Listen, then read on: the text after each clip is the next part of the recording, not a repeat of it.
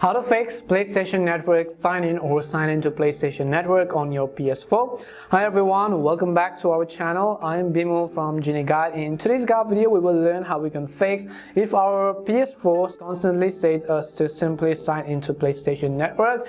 Now this is really simple. All you need to do is simply enter the login details of your PSN account. If you don't know how to create a PSN account, you can simply watch our other video by tapping on the eye icon, which is on the top right hand corner of the screen. So as you can see, I already do have my profile over here as well, and if I even go to my profile and then tap on it, you'll be able to see a button which says sign into PlayStation Network. Now all you need to do is simply sign into your PlayStation Network by entering your sign-in address or your email address.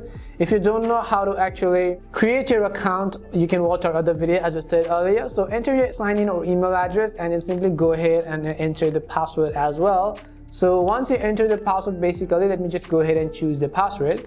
So once you enter your password, there are a bunch of options. By the way, if you forgot your password, you could also simply tap on the forgot your password at the bottom by tapping the triangular icon or the triangular button on your controller. But since we already did it and we already entered our login details, all we will do is tap on this sign in button. And as we do that, you'll be able to see that we will be successfully signed into our account if all of your login details are correct. And as you can see, we are successfully signed into our PlayStation account. Now we could go ahead and do a bunch of stuff and it will not tell us to log in or sign into your PSN account again. It is as simple as that. As I said, you can just simply go to account management if you want, or you can go ahead and sign out and log into another PSN account if you want to. You can also link with other services and so on. And this is how you can fix if your PlayStation constantly says sign into PlayStation Network. We hope the video was really helpful, and if it did help you, make sure to leave a like and subscribe to the channel. If you have any more questions, queries or doubts, simply also make sure to leave them down.